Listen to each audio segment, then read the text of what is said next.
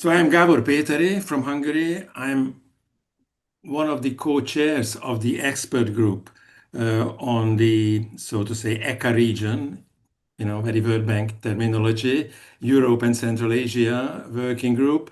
And we have actually a small team who manages this working group. I hope my colleague will join us, the Adrian Ionescu, Glenn Wright, and Tengiz from Georgia.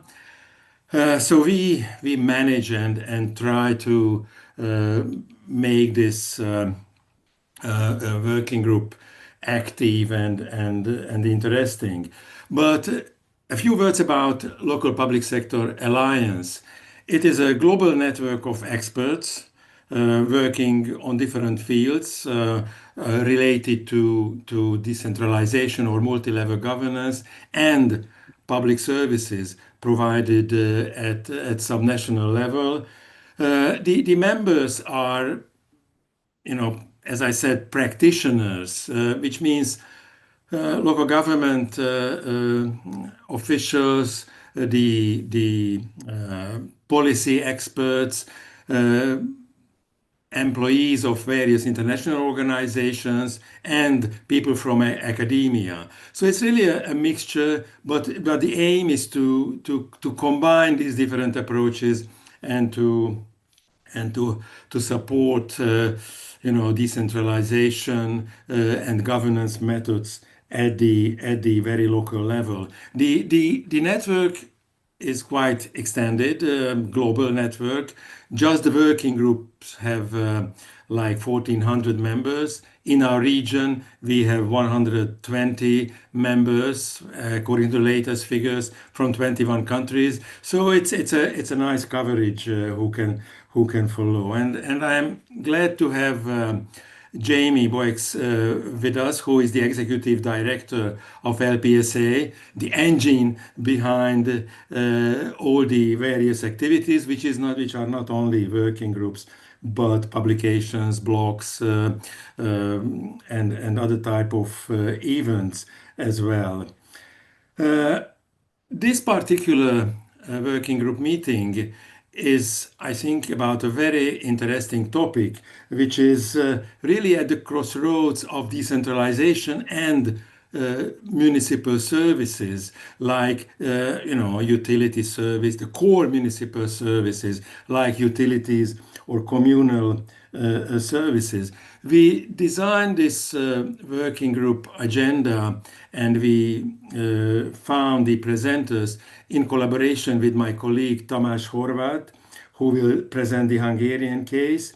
But I think we have a good coverage from Southeast Europe, from Austria as a more developed country in Europe, and we have a presenter who will talk about the biggest survey of 19 countries on corporatization, not just in Europe, but a little bit broader. I think the importance of this meeting, of this topic, is that we all see that there are changes in policies related to in general towards public sector or businesses. So the dirigism, the intervention from the state level is getting stronger at EU level or maybe worldwide. So that's why it would be good to see how does it work in this particular area, which is the municipal utility and communal services in the form of public enterprises or municipally owned enterprises. We have a quite tight agenda for the 90 minutes. What we have, what we allocated to this webinar. I hope you have the agenda. We have first a presentation from Bart Vaughan on this general review of 19 countries experience with municipally owned enterprises, followed by three country cases. And luckily, the three country cases are very different: Austria, Albania, and Hungary. So you will see a wide range of topics or issues or problems from these countries. And I hope it will help the exchange of experiences and knowledge, but also will help or initiate future discussion or future maybe research in this field. So I will stop now and I will start Bart to share the screen and start his presentation. So Bart is an assistant professor at the Radboud University in the Netherlands, and he's one of the co-editors of this book which I was talking about. Bart, please keep the 15, maximum 20 minutes limit, because we want to allow some time to the participants to raise questions or comments after. I wanted to say that you can raise your questions or comments also in the chat. So while Bart is talking, you can already start commenting or raising questions. But also after the presentation, please just raise your hands and I will facilitate the discussion. Thank you. And Bart, the floor is yours. Well, thank you very much, Gabor, and good afternoon, everybody. It's a real pleasure and honor to join you today, and I really want to thank the organizers, Gabor, you, Marina, and others for inviting me to speak to you guys about a topic that really sits at the heart of modern local governance, the changing role of corporatization in the provision of local public services. And we see that across Europe and beyond, municipally owned corporations, enterprises, whatever you want to call them, have become essential instruments in delivering everything from water and waste management to housing, culture, and even social services. We see that across the globe, local governments increasingly face a sort of paradox. Citizens expect high-quality services that are efficient, responsive, transparent. But on the other hand, fiscal pressures, complex regulation, and rising public expectations make this harder and harder to do through traditional bureaucratic models. And so in response, we've seen that municipalities have increasingly turned to corporatization as a kind of way to mix public purpose with more business-like efficiency, especially in circumstances where privatization may not bring the right type of market pressures or public service goals. So corporatization is roughly the process of transferring public services into municipally controlled companies. It was once really seen as a sort of technical reform. It was a practical choice. The belief was it might work in a particular context. Tried in a few places, but today it is very common across the world. And it reflects a quite profound balancing of autonomy, of accountability, of democratic control within local governance. We see that in various countries around the world, depending on the country, between 10 and 40% of all local public services are now administered through these types of corporations, sometimes intermunicipally and sometimes just by single municipalities. Do you guys see it when I move to the next slide? No. Okay. That's unpractical. Okay, now it's good. It's there. You see the next slide now? Yes, now it's okay. Yeah. Give me 1 second. You still see it? Yes. Okay, perfect. So I was invited to speak today mainly because I was the co-editor of the book Corporatization in Local Government, context, evidence, and perspective from 19 countries. So before I get into any details, I cannot thank enough all the people who contributed to this work. We had more than 40 authors from 19 countries. So those are all the experts. I will try to give some broad international context to all the specific things they've said, but I'm no expert on any of these individual countries except my own, the Netherlands. So I'll try to simplify a bit the findings of our book and sometimes even the national context. So forgive me for not being an expert on all countries. I know quite a bit about some of these countries, less than others. Especially I can tell some things about my own country, the Netherlands, but I'll not know any specific details. As you can see, we've split kind of our, I don't know if you can see my mouse, our division of countries along kind of 5 sort of government type systems. So we're glad to have some sort of diversity. That said, the book was a bit Europe-centric. We don't have that much from Central Asia to talk about, unfortunately. But I hope I can still share some things that are relevant to you here. And again, I hope you guys see the next slide. Perfect. So over the past 2 decades especially, we've seen that corporatization has really evolved differently across different countries. This trend is unmistakably international, from Europe to the Middle East, from North America to Nordic countries. We see that municipally owned corporations are now delivering water, waste, energy, housing, and even social and cultural services. The comparative evidence that we've seen from those 19 countries show that corporatization is neither a sort of singular global wave, nor it is a uniform model. Instead, it's kind of a mosaic of different national paths that are really shaped in their particular national context, administrative traditions, legal systems, and political culture. I hope I can at least tell you something about what we found here.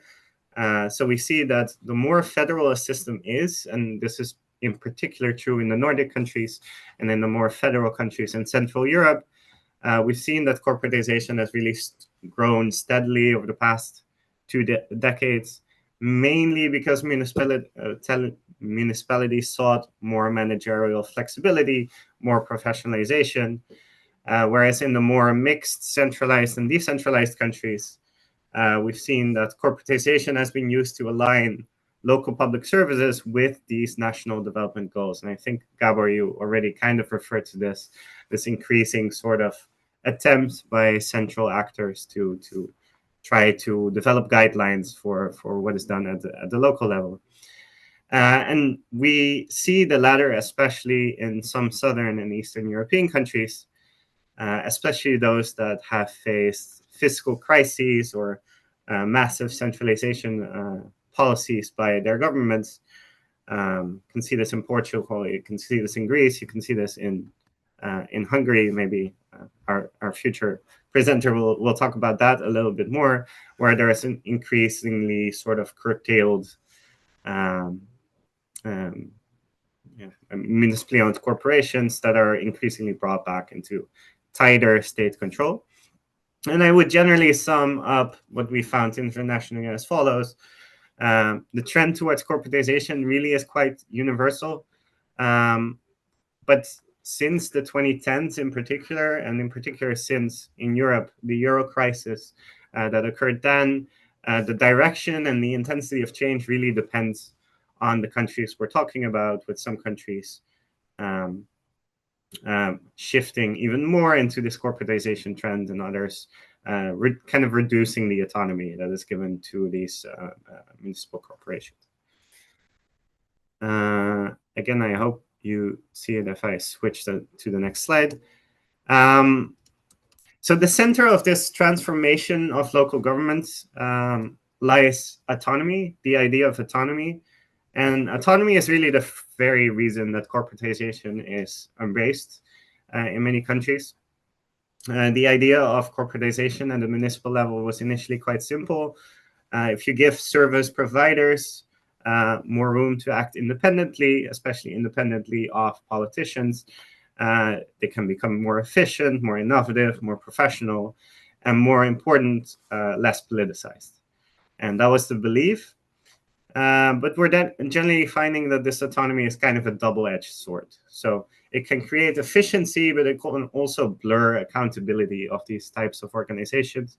And across these 19 countries that we studied, or should say our chapter office studied, we see that autonomy varies quite widely, really reflecting these differences in legal forms within countries, governance traditions, and the strength of local decentralized democracy. So autonomy, I should state, it's not a very simple thing to talk about. It's a really multidimensional concept. It really involves policy scope and discretion. So how broadly can municipal corporations act and freely interpret their own mission? It involves operational autonomy. It's just freedom in day-to-day decision making. It's financial autonomy, labor autonomy, the ability to allocate resources, set pay, manage staff, avoid labor unions in some countries. And it really involves, and this is maybe the core, strategic autonomy. So do these municipal corporations also have the right to set long-term goals, or are those goals imposed by municipalities still for the most part? And also here we found big differences across the 19 countries that we studied in this comparative research. Some countries, especially the Nordic and more Central European countries that are more federalized, Denmark, Norway, Poland, Switzerland, they grant municipal corporations relatively wide maneuvering space, particularly in operational and financial matters. So municipal corporations there enjoy quite high autonomy within well-structured legal frameworks. They can make decisions quickly, manage staff flexibly, invest strategically. That said, this autonomy tends to be accompanied by quite robust oversight, including governance codes in some cases and supervisory boards. In other countries, and I'm talking more in the Anglo-Saxon systems and the Napoleonic countries, they tend to restrict strategic discretion of municipal corporations a bit more through tighter national regulation, or tends to be a bit weaker institutional support. So national governments may impose limits on these type of corporatizations that happen at the local level, fearing loss of fiscal control or political accountability. But many countries are kind of in between those two systems. For instance, in countries like France and Italy, we see kind of a paradox where municipalities have quite broad policy scope, but there's very strong national standardization of rules, which reduces that flexibility in practice. Now, autonomy is not only really a legal concept, it's also relational and very person-dependent. I think you guys, especially those of you who have been involved in these corporations, from either the municipal side or from the corporation side, know that it's very often dependent on how individual people handle governance type relations. It depends on trust between mayors and councils and boards and individual government employees, and on the professionalism of managers, the clarity of goals. Evidence suggests that operational autonomy is generally high for the municipally owned corporations. I think that's roughly true almost everywhere. But strategic autonomy, so the power to set direction, long-term priorities, that still continues to remain contested, both democratically, like where should that power lie, and in terms of how effective these corporations are in fulfilling their public purpose. So kind of summarizing, national and local governments have increasingly introduced monitoring regimes and governance codes to try to rebalance this freedom with control. And those can strengthen accountability, but they also can stifle initiative through corporations. The challenge then kind of is not so much how much autonomy these municipal-owned corporations have, but what kind of autonomy they have and how it is exercised in the public interest. Again, switching to my penultimate slide here. So let's zoom a bit in, more in from the international picture to the more national and local arenas, and where we see that corporatization takes on these distinctive shapes. We see a lot of differences in different nations in how municipally owned corporations operate. In some countries, they're very strongly operating under public law, in other countries very strongly under private law. In some countries, it's a hybrid. So the different legal types are applied to them. The most common structure we see in most countries is the sort of limited liability company that you have in I think most countries, but you also see these sort of more public law bound corporations, you see cooperatives, you see public-private partnerships, you see intermunicipal type organizations that are very autonomous. And this legal form really matters for how these organizations act in practice. We see that the more they operate under private law, the more autonomy they typically enjoy, though some countries have notable exceptions to this. And then there are also more hybrid or gray zone systems. You see this in Denmark, you see this in Austria. Again, we have a speaker who can tell us more about the Austrian system later. Thank you, Jeremiah. And we see there that the boundaries are deliberately flexible and really focus on this sort of experimentation in governance.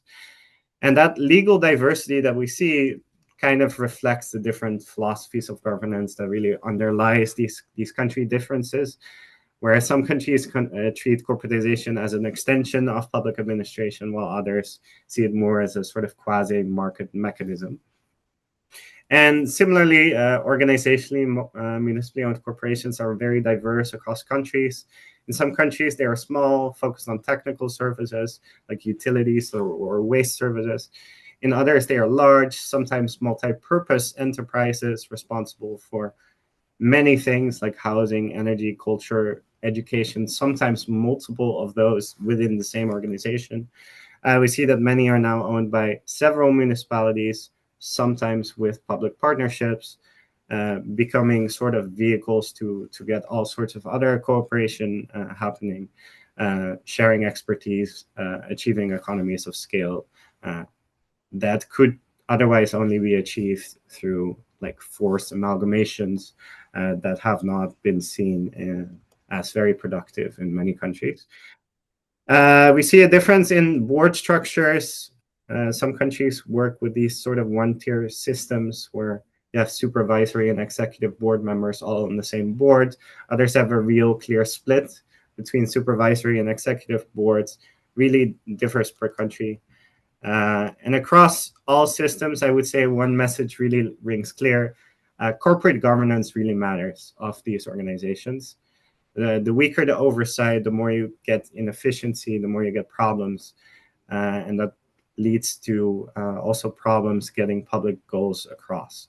So you see increasing focus in various countries, Germany, Canada, Denmark, Poland, and others, to try to set standards for transparency, ethics, accountability through public corporate governance codes for these municipal corporations. Summarizing this, the national experience shows that corporatization really isn't a cure-all, nor a failure. It's a tool, and one that must be adapted to local context, institutional capacity, democratic culture. And in the end, what we really see is that these municipal corporations end up having a sort of dual accountability. They may or may not manage to meet properly. On the one hand, they have to meet market-oriented performance standards, and on the other hand, they have to meet public service expectations. Then I come to my last slide. I'm worried I might already be running over time a bit. I'm looking at Gabor here, so I can keep it short if you want me to. I would say the conclusion in general is, from our comparative study, is that we see both hope and caution in terms of how we see this corporatization at the local level It's clearly no longer just a managerial tool. It's a structural feature of local governance. And you can see this in the data. Really, 10 to 40% in most countries now use public services through these types of institutions. So the challenge now may not be so much when to corporatize as much as how to manage this enormous amount of money that goes into these types of institutions, the enormous amounts of public services that are administered through these, because these municipal corporations really seem here like they're here to stay. I would say that in many countries, these municipal corporations have proven their capacity to be able to deliver essential services efficiently and professionally. However, well, I mean, they manage billions in assets, employ thousands of people, often outperform traditional bureaucracy in responsiveness and innovation. But we also see a lot of challenges, and they raise fundamental questions like how can we ensure democratic accountability when these services and their objectives are increasingly decided by corporate boards rather than elected councils? How do we prevent mission drift where financial goals tend to start overshadowing these public values? And how do we build trust between citizens, politicians, and these professional managers? And these are not just academic questions, they really go to the heart of how we govern our communities in the 21st centuries.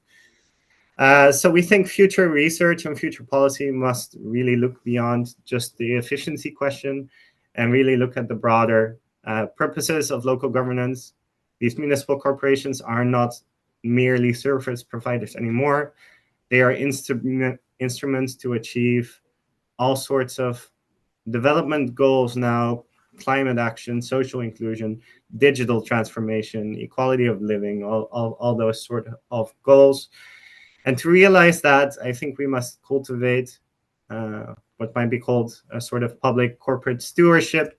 That means that we really should focus on embedding public values into corporate missions, ensuring transparent governance and citizen oversight, or at least local government oversight, and really fostering cross-national learning about what works and what doesn't. And in that sense, I think it's awesome that we're having this meeting to try to exchange that type of information. So thank you also for that. So in short, I think the future of corporatization is about balance between autonomy and accountability, between professionalism and political legitimacy, between the local and the national. And our book's central message is not so much that one model fits all, but that corporate comparative understanding really matters. The more we can learn from each other across borders, across traditions, the better we can design these corporations in a way that serves both efficiency and democracy. Yeah, I think I'll end there. So thank you very much. And again, very much thank you for the invitation here. Thank you, Bart. I think it was a very good overview of the issues, and it gave a framework of our future presentations.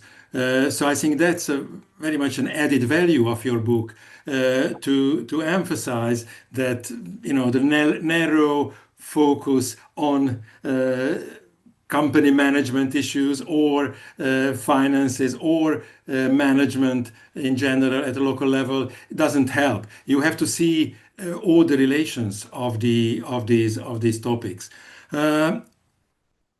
If I ask the audience, are there any immediate comments or questions to Bart, or we can move on to see the specific country cases, again, as I said, within this framework outlined by Bart. Just raise your hands or put it in the chat, please.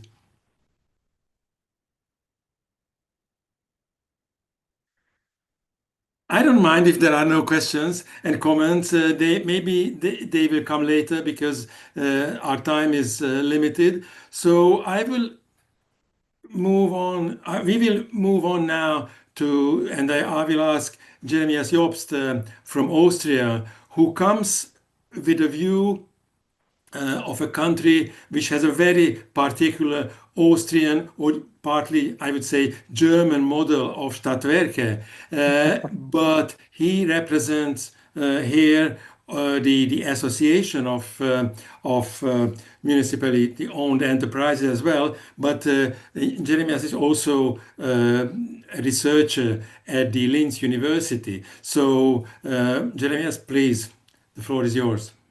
Okay, thank you very much. So give me a second. I will share the slides with you. Can you see it? Yes. Okay. It's okay. So good Yes. afternoon. Okay, Yes. so give me a second. Okay. So good afternoon, everyone, and thank you very much for the kind invitation and the organization of today's webinar. It's a pleasure to join you from Vienna. And I especially appreciate the previous presentation from Bart Born. I think you highlight a phenomenon that is highly relevant also for the Austrian case.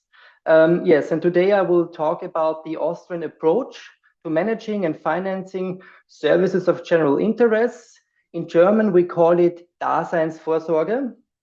And before we dive into the substance, I will give you just a short agenda. First, I will introduce the VWG, my association. Then I will describe the institutional context in Austria. And after that, I will also discuss with you the main challenges we have in Austria at the moment. So let me start briefly with my background. My name is Jeremias Jobst, and I work at the VWG in different fields, mobility, economic affairs, sustainable finance. It's a very broad context. And a few words about the VWG. We are the Association of Public Services and Enterprises in Austria, an advocacy and coordinating platform for what we call services of general interest, so Daseinsvorsorge. We represent around 120 member companies, mainly companies providing local public services in Austria.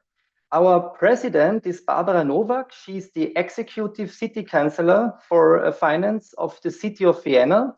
And we are very well connected with other European partners, for example, SGI Europe. They are a social partner in Europe, and also CIREC and Aqua Publica, VKU, VDV. In short, our mission is to strengthen the role of public and municipal enterprises to keep essential services accessible, affordable, and reliable for Austrian citizens. We are talking about these typical multi-utility providers. So the VWG brings more than 120 of these together as members. And these organizations ensure reliable access to essential infrastructure and services that people depend on every day, like energy, like drinking water, like waste management, of course, public transportation. We have a lot of affordable housing in Austria. So we have also public hospitals and, of course, educational institutions. So now you got a brief idea who we are. And I think now it's time to explain how these local public services are organized and financed in Austria. And I think I start with one slide about Austria itself, because I think many of you can imagine or don't know a lot about Austria. Many people are thinking about Mozart or skiing, and sometimes they are thinking about Australia. But Austria is, to be honest, a small country in the heart of Europe. We have about 9 million inhabitants. And like Bart Born talked earlier, we have a federal system. So, of course, autonomy is a very important term for us. It's a federal system, which means that power is shared between the national government and 9 regional governments, so-called Länder or states in Austria. And each of these 9 states has its own parliament and government and is responsible for different areas. So for education and healthcare, for regional planning. And this is a mixed architecture with national law on the one hand and also regional laws. And below that you have an insight, Austria has around 2,000 municipalities. So it's a very small structure in Austria. About 2/3 have fewer than 2,500 inhabitants. So we have many small villages. And we have only about more than 70 municipalities with more than 10,000 inhabitants. So I think this is also important when you think about Austria. We have a local structure, we have a federal state, and of course, I think these are very important factors why we have so many municipal utilities in Austria. Now we'll talk a little bit about the legal framework and the responsibility. So municipalities in Austria are legal entities with quite extensive powers. The municipalities can own property, they can run businesses, they can collect local taxes, they can manage their own finances, so they have a very good floor to operate. And this gives them a high degree of autonomy, as Bart Born already mentioned. And we have, of course, like other countries, several instruments to providing local services. The most important two instruments in Austria is the in-house operation. That means services are provided directly by the municipality, and the municipal enterprises that are fully owned and controlled by it. These are called in Austria Stadtwerke, and they play a real crucial role. So I think these two instruments are the most important in Austria. For smaller municipalities, of course, cooperation is also essential. So many of them are working in an intermunicipal cooperation or with intermunicipal associations to share resources and maintain the service quality. But of course, to be honest, we also have cases where we do outsourcing. And of course, we had in the past some public-private partnerships. But in total, the Austrian tradition, I would say, is more public ownership and public control approach. So while in many countries, public services have been outsourced or privatized, in Austria, we have a very strong in-house model, and we have established many municipal enterprises. So I think this reflects a long-standing belief in Austria that essential services should remain in public hands, and of course should be autonomous in this sense, and should serve the public interest. So to conclude this slide, Austria's local service system remains strongly and is anchored in public ownership and in-house provision. Let's go on. In Austria, local infrastructure and public services, as I told you already, are mainly the responsibility of the municipalities. And here I give you an example for an in-house operation in Austria. It's a very impressive example because we are talking here about Wiener Wasser. So you know Vienna is our main capital. And I think Wiener Wasser is a very interesting example because it's the municipal water for Vienna, and it has been fully owned by the city for more than 150 years. And this is a publicly owned water resource. The first high spring water pipeline was built 1873, the second one 1910, and both are still working today. And every day in Vienna, about 430 million liters of clean spring water reach the city. And this means that the water sources and protection areas always remain under municipal ownership. And I think this case shows clearly how public responsibility and long-term planning ensure reliable, high quality and sustainable service for the citizens. To give you another example, more about the municipal ownership. Austria has, as I told you, a long-standing tradition of locally anchored public services. I think it's maybe part one, it's similar with Germany, maybe with Denmark or parts of France, but we have some neighbors who has the same approach. But for us, it is important that we have the control and the autonomy, because we think and believe we have three advantages with a municipal company. The first advantage is we have a public value-oriented governance. So local public enterprises are not driven by a short-term profit. They are thinking in long-term benefits. The second advantage we think is that we have a long-term infrastructure planning, because if you have a municipal ownership, this allows for stable investment cycles. You can have more technical expertise in-house. And of course, it's also important when it comes to security of supply. And the third thing we have to talk, and it's very important in Austria, is the cross-subsidization subsidization. This means that if you have a utility with many different fields, there are some revenues from economically viable services, for example, energy supply or the management of public parking spaces. You can earn money. And you can support socially necessary but structurally loss-making services, such as public transport. It's more deficit, or public swimming facilities. It's more deficit. And with this cross-subsidization in one group, in one municipal group, you have a balance between the more profit fields and the less profit fields.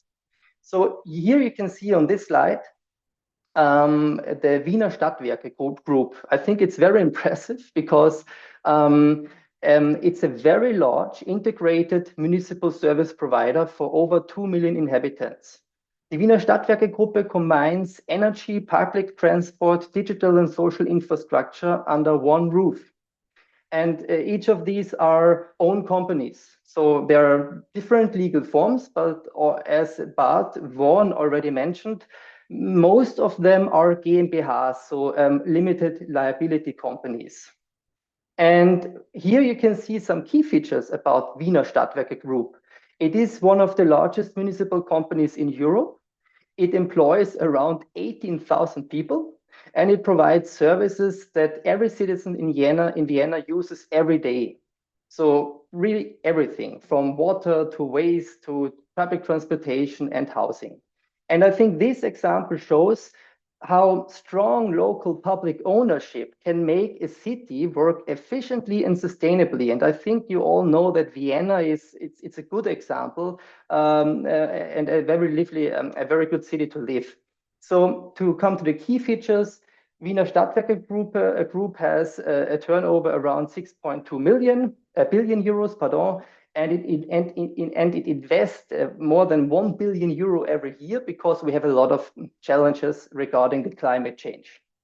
And I think now we come to the slides about, and maybe we can discuss this later, about the challenges. So we have seen so far that local public services can organized very well by municipalities. But we have some very difficult challenges at the moment. I will mention 3 challenges. The first one is the impact of the EU internal market. So when we talk about liberalization, the key issue is the EU internal market and competition rules. So the Commission says competition is the solution for everything. But the problem with competition is that the competition, they open certain market segments, for example, just competition in energy or transport or waste management. And this competition usually appears only where profits are possible. That means that private operators enter the field to the most attractive routes or areas. And on the other hand, the municipalities and public companies must still provide the basic system, the less profitable service. So this creates also in Austria an imbalance because the private operators optimize for short-term returns, while the public provider are responsible for long-term network stability in energy field, for example, safety and so on. And I will give you here one example. This is not a municipal company, to be honest. This is a public company, ÖBB. But this rail sector in Austria, you can see the problem with the liberalization.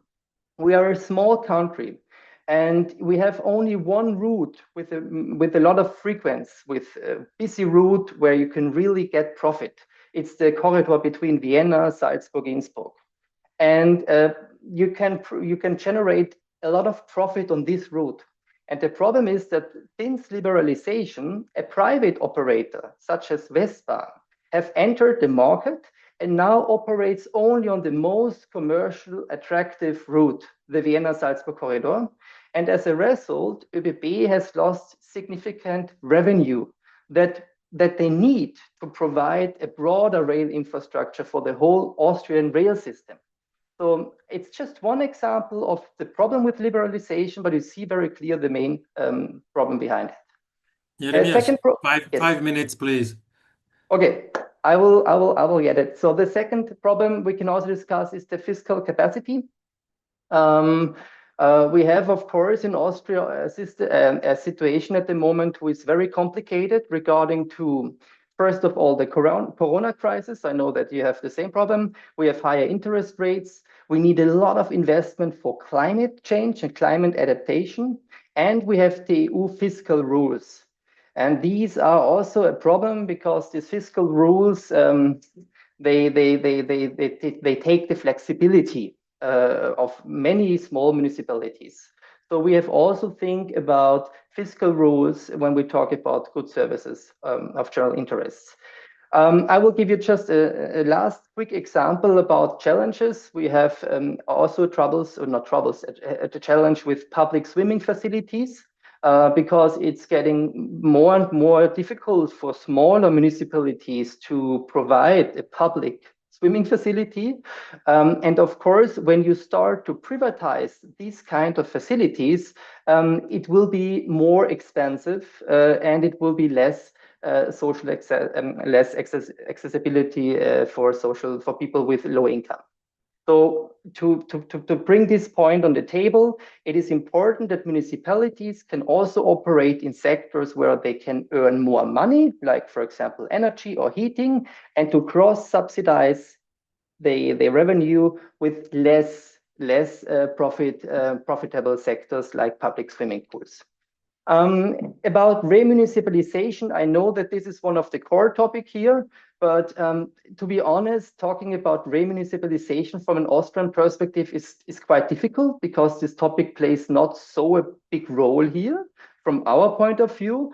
But I can recommend you this study. I put the link here, maybe you know it, from the Institute of OGPP. It's in English. And this study is very interesting because they highlight more than 700 cases of remunicipalization around across Europe. And you will see that all this remunicipalization was very important to get more control, better prices, better access, and so on. So I have 3 minutes to go, so I will conclude.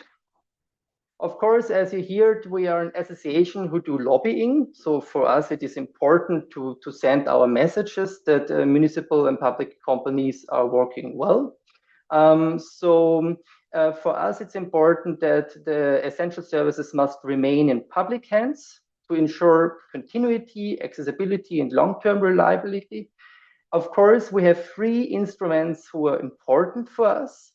So we recommend that we need in the European Union to provide a legal certainty for in-house procurement. So in-house procurement is a very important topic in Austria to safeguard municipal steering capacity within the EU procurement law. The second point is we need a framework to strengthen intermunicipal cooperation, also through clear legal and financial frameworks in Europe. And the third thing is to maintain and further develop this cross-subsidization mechanism to ensure this long-term financing of also socially necessary but structurally loss-making services. Last slide. I think I gave you an insight that Austria follows let me say, public service first approach. So we are focusing on in-house operation and municipal companies or public companies and I think we think it's a model that have proven also that it's very effective. And yes, but on the other hand, municipalities need their own public enterprises to be strategically autonomous and to provide best services for all. So thank you very much for your attention. I'm looking forward for your questions and to open the discussion with the special case Austria. Thank you. Thank you. It was a very interesting and successful case. So good to hear about positive examples always. I have a question about this surplus, what Vienna Stadtwerke can achieve. I mean, it's quite significant, 12% on turnover. So how could be that? And also, we have a question in the chat box, if you could see it, from Georgi Yosifov. The question sounds like, how is regulatory framework for tariffs and service provision established? And what mechanism ensure cost recovery and affordability. Yes, this is the other side of my question. Uh, like, who sets the tariffs and on what principles? So the tariffs, of course, as I told you, the municipalities, they are autonomous and they has also a political system behind it. So you have this government and they have this kind of, wait, I will give you the slide. Give me a second. May I can show you the slide. Wait, I do it. Feigem, one moment. Second monitor. So I think it was this slide here. So we have this. Do you see the second screen now? You have this public service concession, and of course the local region or the municipalities, they tell to the Wiener Stadtwerke Group, you are responsible to provide energy, to provide the public transportation and so on under certain conditions. And this is also, there is a contract behind this. And the certain condition is to provide this at an affordable price, or how, let me say, not the market price, not the price you can reach. It should be a price that consists of what it costs to operate the service, and with a small margin of for the administrative work. So of course there's also supervising board, advisory board. Of course we have audits.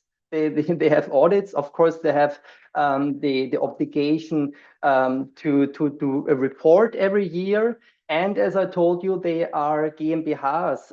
They are on the stock market on the one hand, or they are this kind of companies. You see it on this slide.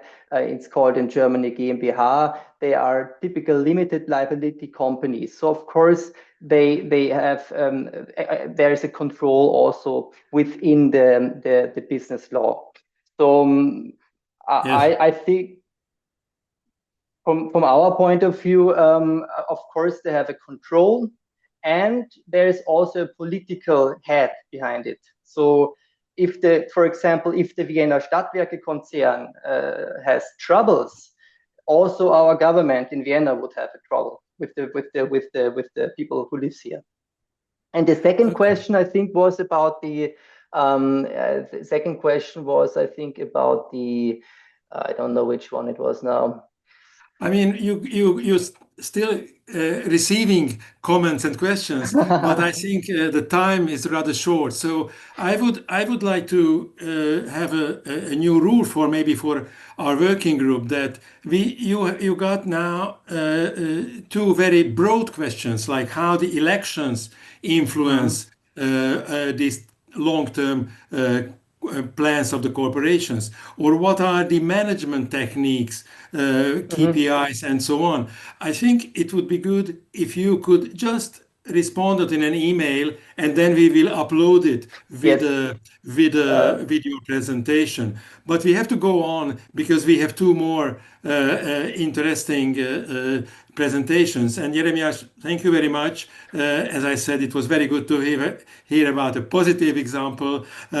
Maybe the coming two other ones will not be as positive, but let's see how it sounds. So the next one will be Albania, which just invented a new law on the local public enterprises. And we have actually two presenters who will share the job, Arben Kopliku and Valbona Karakachi. They are from the same organization, the Swiss aid program, Helvetas, working in Albania and in the Balkans quite extensively. So please, the floor is yours. Thank you. Thank you. Thank you, Gabor. Hello to everyone. As Gabor said, we're trying to bring Albania, middle income country case. And I would like to basically connect where Jeremy stopped when he mentioned EU fiscal pressure and liberalization. So what opened basically the discussion of model of municipal enterprises recently in Albania, it's the challenge coming from EU acceleration process. For those who maybe are not familiar with political context in Albania, Albania is located in Western Balkan, and together with Montenegro, these are the 2 out of 6 countries which are very advanced in the process of EU integration. So the policymakers basically opened the discussion if our municipal enterprises, where 70% of EU actus communitarius are supposed to be implemented, do fit for the upcoming standards of EU. And the idea was to open a public debate, mainly among the professionals, if a law on local public enterprises is needed on top of other policy and normative acts we have to regulate the public services. So that's the moment where we stand, a little bit of context. And I would like to go back in the story. What is the story of local or municipal enterprises in Albania? Again, some contextual facts. Albania comes from a communist regime which broke Please down. move your slides, Valbona, because it's not No, moving. okay. mine Someone, okay, Yeah. thank you. So Albania comes from a communist regime which broke down in the 90s. As you can imagine, mainly we inherited state-owned enterprises, and such state-owned enterprises were transferred to municipalities. Immediately, what happened after in the peak of transition period, it was that the function of municipalities kept growing, while the quality of the services declined. So it was a sort of mismatching between the volume of services to be delivered and the quality which was delivered. And this was combined as well with the fact that the services were highly underfunded. So a decentralization in progress. One of the responses that municipalities found to this challenge, it was to outsource the public services to the private sector. Typically, we have witnessed these on the waste management sector, but what I'm telling, it's quite sounds quite familiar for all sorts of the services. On 2015, Albania went through quite a drastic amalgamation process from more than 360 municipalities. We shrinked into 61 municipalities. And the whole even legal framework around the local government, including public enterprises, as part of it was reshaped. This was the moment that bigger municipalities with more resources and more autonomy started to experiment, even thanks to a more liberal framework with municipal enterprises. So we've seen different models. If I refer to the previous presentation, I would consider Albania as a hybrid model, where we see mainly three categories of enterprises to deliver local services, like own local public enterprises, public-private partnership, and intermunicipal enterprises. So these were like the three categories which emerged at the moment that municipalities got bigger and with more resources and more autonomy. However, again, I must say that Albania belongs to the categories of countries with limited autonomy in general at a regional and European context. So these three categories were regulated with three different legal frameworks. One is the law on local self-governance, which operates, creates the basis, especially for public enterprises, but at the same time recognizes other models, which I already mentioned. The two other legal frameworks which were applied to regulate governance, fiscal model, institutional setup of such enterprises is the law for commercial companies and the law on public-private partnerships. Typically, for instance, the law on commercial companies would be used for sports, culture sometimes, and the law on public-private partnership, especially for waste management. Currently, we have about 54 local public enterprises which are run under these commercial framework or with the other one law on a public-private partnership for activities like parking, sports, culture, waste management, managing local markets, and so on. Indeed, on this picture, the most critical point has been, in one side, accountability of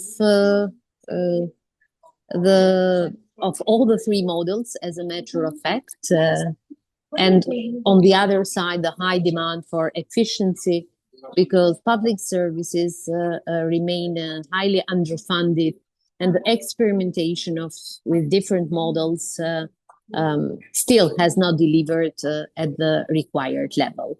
But for more about what were the weaknesses observed and some of the discussions around the new law in Albania, which is still a work in process and it has just been initiated. And that's the reason we are as well here to learn and listen from other experiences while we share ours. I would like to pass the floor to my colleague, Arben. Thank you. Thank you. So Arben, please know that you have used half of your time, so please focus on the main issues in Albania. Thank you. Okay, next slide, please, Marina. Good evening, everyone. I will try to be quick and fast in order to catch up time. Municipalities in Albania were in the middle of choosing between public enterprises or outsourcing the service. As Valbona mentioned, after the territorial administrative reforms, municipalities had a lot of money in terms of potential to spend. So they tried slowly to provide by themselves the service in these forms that were allowed by law or within administrative or municipal teams or small enterprises or public-private partnerships. We have bad stories with these public-private partnerships in Albania, especially with incinerators. So if you mention PPP in Albania, it's not a good word for the moment. That's why it's not so much also followed by municipalities, despite that this is the best legal arrangement that municipalities can do. Having this limited contract flexibility, municipalities, as I said, tried to organize in-house the service. But to organize in-house the service, they had a lot of challenges in terms of governance of these enterprises, but also being stuck in terms of professional and expertise. On the other side, if they outsource the service, they would feel the rigidity of contracts. So I'm responsible for waste management within the project. And we see that in waste management, municipalities cannot initiate new pilot ideas for waste because simply, like for instance, in circular economy, etc., because simply private contractors are stuck in the contract and they said that we are here to implement this rigorous contract. We do not care in terms of piloting things. Otherwise, municipality has to pay much more. And in these ideas were the embryons of this new tendency, new initiatives for this new law of local public enterprises. Next slide, please. But on the other side, managing in-house the service, municipalities faced a lot of challenges. I would try to list some of them. For instance, outsourcing the service to private companies, municipality had a lot of red flag procurement processes, meaning that these processes were not so accurate. They lacked proper monitoring. Mayors had different informal ties to waste contractors. We had overpriced contracts. We had weak monitoring of such contracts or even poor enforcement. And due to all of these things, Albania in the recent years entered in this so-called justice reform, and numerous mayors, high-level officials, including former ministers, have been investigated for fraud, for misuse of public funds, etc., which signed a kind of turning point in linking justice reform with environmental corruption. So our former Minister of Environment is in jail, our former Deputy Prime Minister is in Switzerland asking asylum, etc., etc. So these bad stories in these terms put the conditions towards municipality to find other solutions. Next slide, please. And sorry, Arben, could you focus on the new law? Because we heard about the European models. So just the next one, please. Yes. And this new law proposed by the government asked for consultation in these embryonic phases, defines the roles, governance, reporting obligations to be standardized. We are EU-driven country in terms of all the policies that national government proposes are linked with EU accession, etc. And the idea is that having such local public enterprises would create conditions to better align our legal framework with EU directives. It will create conditions that these local enterprises will have possibility to access EU funds, and they will overcome limitations in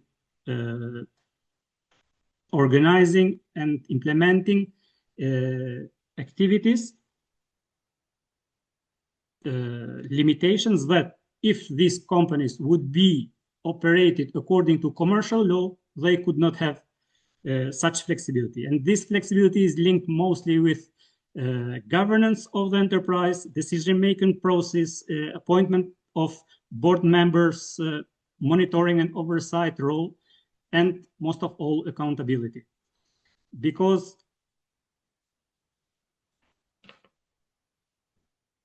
we aim to have not companies like in Vienna, but to have financially healthy companies, local enterprises. And if this existing company or municipal companies that we have currently could apply for EU funds, they will not be eligible. That's why one of the arguments of the government is to stick on this new law. On the other side, we have, next slide, please, if possible. On the other side, we have also these tendencies more or less more or less parallel with the proposal for this new law on local public enterprises. It's also the initiative of government to re-centralize some of the activities that till now municipalities did randomly. And these activities are in the field of seaside management, waste management, territorial control, water utilities, etc. And all these elements, how to say, impose or have create the convention, not the idea, that now the central government is trying to overrun different activities that till now have been implemented by municipalities. A clear example is waste management.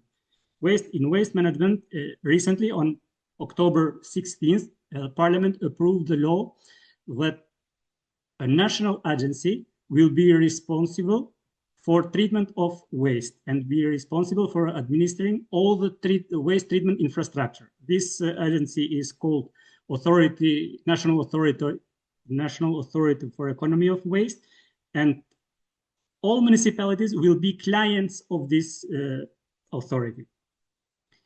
Till now, by law, municipalities had the competence to collect, transfer, and treat the waste. Now, this last part, treatment of waste, will be done by the national government, aiming to copy different models. Government said that we have studied different European models, Austria, Italy, etc., and also Hungarian model. And I would like to stop to this Hungarian model because maybe colleagues know much more than me, but this Hungarian model is a little bit, at least for my point of view, tricky for the context of Albania, because with the Hungarian model, there is the fear that national government is opening the door to another concession. Because for the colleagues who don't know, with Hungarian model, the government of Hungary gave a concession to a company, a big company, for 35 years, centralizing this residential, commercial waste and recycling, etc., which was done before by 26 municipal enterprises. And in Albania, we had different experiences, bad ones, that before something which was done by a big national enterprise company, later on was privatized, given in concession to a private company with much higher prices. As we are discussing here for the cost efficiency, etc., this was the case that this law was highly debated in Albania, but at the end it was approved with a majority of votes from the parliament. And I leave the last slide to Valbona for opening a little bit the floor for discussions with colleagues, and we can come back again with some answers. Thank you. Yes, thank you. So while people are reading the questions, the slide number 9, please. Maybe. No, I mean, not really something to be said, but for us in Albania, there are two critical questions. How the correlation between local autonomy and the model of such enterprises. And the second one is, what is the European experience? Do we need really a law to regulate public enterprises, or commercial law is enough for organizing the municipal service public companies? So these are the two dilemmas which are discussed in Albania. And on that regard, we are here even to learn and listen from your experience. Thank you. Thank you. And sorry for pushing you with the time. As we heard from Bart, I mean, there are a great variety of models responding on these core questions.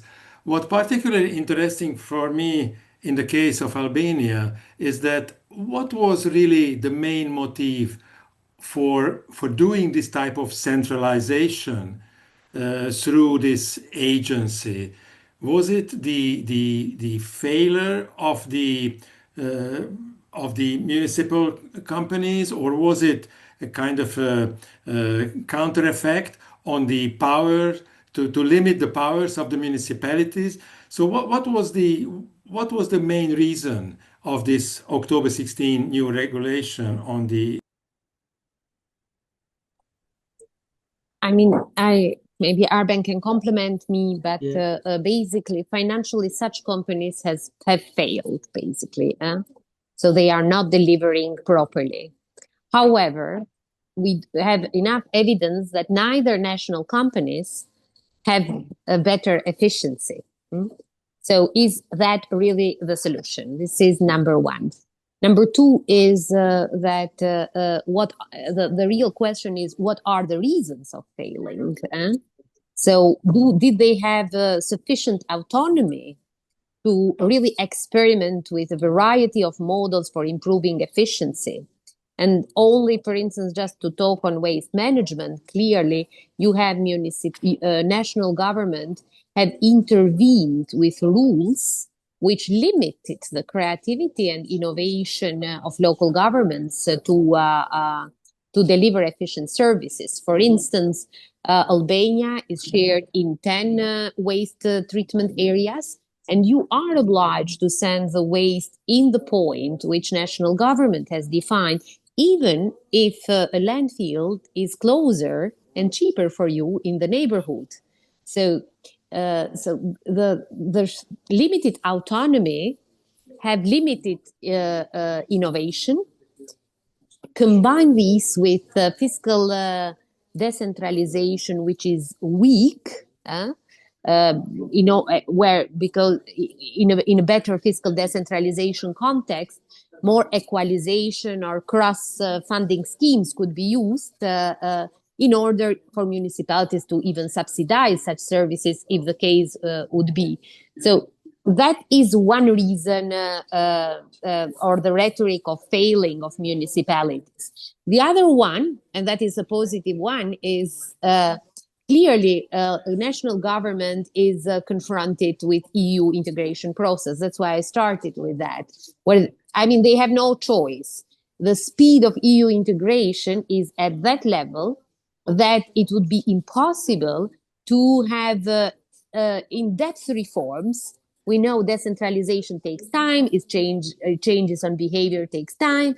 So it's a shortcut on behalf of efficiency combined with the idea that let's improve sort of accountability and the model imposed from external factors like EU integration process. That would be my reading. Okay, thank you. So, because we are running out of time, again, if anybody has a question or a comment, please put it in the chat and we will ask the presenters to respond in writing and you will get it together with the PowerPoints. And now, thank you again. Thank you.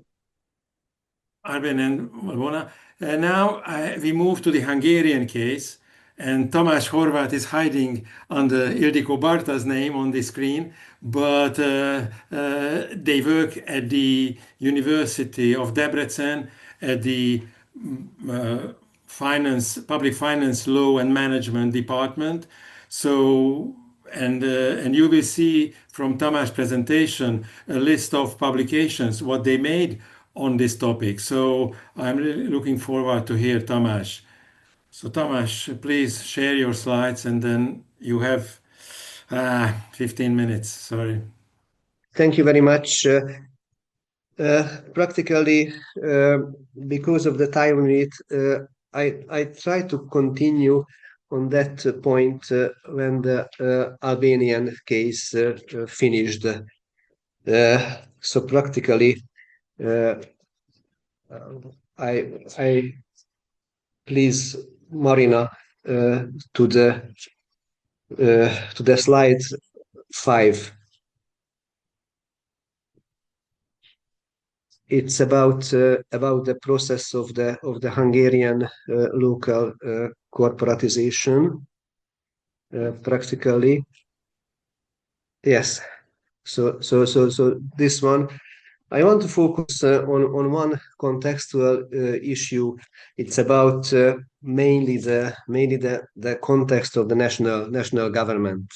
So there is a special um, um, centralized government in in in Hungary. It's a focus on the special type of autocracy, and it is mirroring in the process of the local corporatization. If you see the left hand side part of this slide in yellow point, and following the arrows. So practically the first part of the process from the 1980s to 2010s at the beginning, it is following the more or less typical direction of the transition from the state socialism to the liberal democracies and market competition. So practically the formerly state-owned enterprises transformed to corporatization under the private law at first, remaining the full state or government property, and then privatization is coming from the beginning of the 1990s. Around 2010s, with different developments and conflicts, and after that remunicipalization is coming. It is similar to the to some of the Western countries, and it was described by the Austrian case, for example. So this remunicipalization, I mean, large municipal holding companies established practically because of the argumentation based on the conflicts of the private service providers. Then a central buyout and an amalgamation, mainly in the waterworks, sewage systems, and solid waste management. And the new phase, what is relatively special, a step-by-step process of the centralization. I mean, the central government started to fight against the municipalities. So I want to highlight a little bit more detailed this second stage of development. So please, Marina, go to the slide 7. Yes, this one. So I try to focus on the second stage of development, circled with this right red lines. So I can say that every step in this process is borrowed from anywhere. So these are existing in different systems, even in more developed ones, but all together describe a situation, and the final end seems to be quite special in this context. So the first step is that special sector taxes levied on utilities and utility service provision companies from 2012. it was the will of the government, and it was a first step to limit the profit of municipal corporations and municipalities from the provision of utility services. The second step is a central control of the consumer fees. It was the very important element of the whole government policy of the Viktor Orban's government. It practically, I have to emphasize, it is not a typical regulatory influence in this service provision area. It is an more or less an authoritative action to limit these fees. And the further step is nationalization. It is similar to the Albanian case, and it is mentioned that there is a Hungarian model or something like that. So practically from 2016 in solid waste, that was happened, what was described by the Albanian colleagues. So a central agency was trusted to provide services while remain subcontractors the municipal corporations. So it was some kind of creaming off the profit from the service provision. And then from 2021 in water supply, another type of nationalization. So National Water Works was found, and it has a right to take over from the municipalities from the maintenance and operation of waterworks, and it is very much forced by the central government. So the final step is a re-centralization. Otherwise, in the solid waste, there is a next step after this agency model. So just like a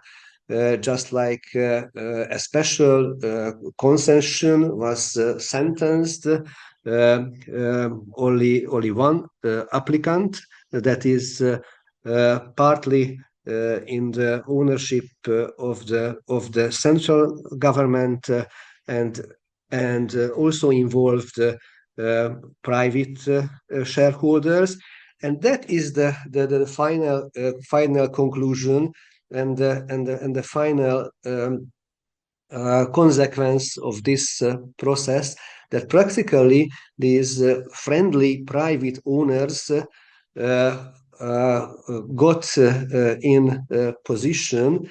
So the next steps after the re-centralization is that going back to private hands, but these private hands are very much belong to the central will, practically. So this kind of centrally oriented and influenced crony privatization, that is the most special or harmful this process.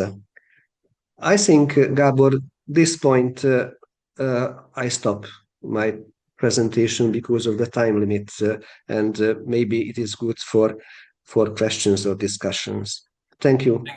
Thank you. Your attention. And in Tamás' presentation, when you will get the PowerPoints, you will find a specific example of this solid waste company, agency turned to company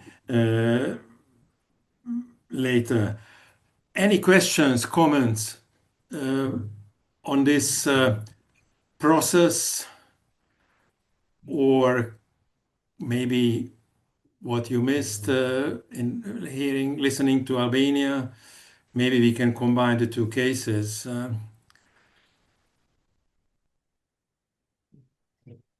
Tamás, what do you think about the limitations of this centralized model? Because I mean, reading the Hungarian analysis and literature, we can very clearly hear that this centralized model produces losses. It's less efficient than the system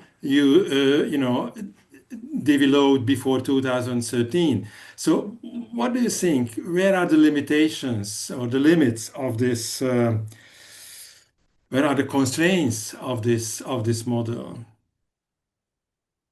Um, I think the motivation is relevant to this kind of centralization. So practically, it is not the center, the question of efficiency of public services. So practically, the reallocation of the shares at first, and secondly, the reallocation of the turnover and profit from the sectors. That is the most typical. So practically, that is the motivation that the central government is against the municipal autonomy in these specific economic and service providing sectors. And practically, I think I can explain this way, this process as a main motivation behind that. Thank you. I think still the country has a limitation to finance everything, but let's see. Any other questions, comments, even if we are a little bit beyond the 90 minutes limit of the webinar?